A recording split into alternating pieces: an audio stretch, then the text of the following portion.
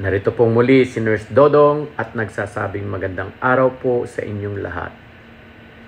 Meron pong kumausap sa akin kanina. Sabi niya, kung maaari daw talakayin ko raw po ang ukol sa pagpupuyat.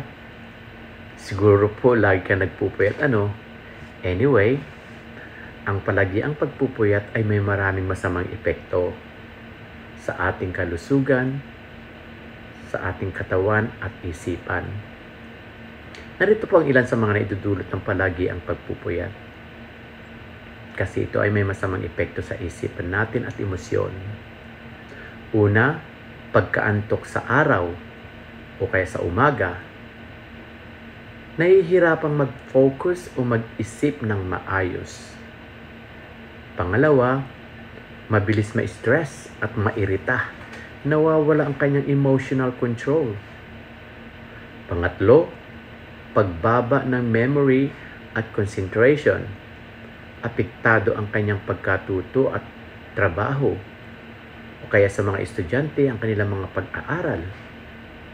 Pang-apat, tumaas na panganib ng depression at anxiety dahil kasi po kulang sa pahinga ang ating utak. Ano naman po ang masamang epekto sa kalusugan ng katawan? Una po, ang paghina ng ating immune system. Madalas po tayong magkasakit, inuubo-ubo. Pangalawa, pagtaas ng ating timbang. Imagine pati pala timbang tumataas kapag kayo nagpupuyat. Naapektuhan ang metabolismo at gana sa pagkain. Pangatlo, panganib sa mga sakit gaya ng high blood, diabetes at sakit sa puso dahil sa ating hormonal imbalance at stress.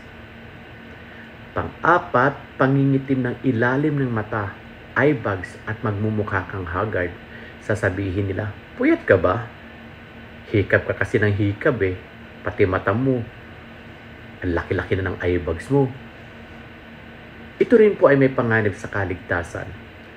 Una, disgrasya sa daan o trabaho.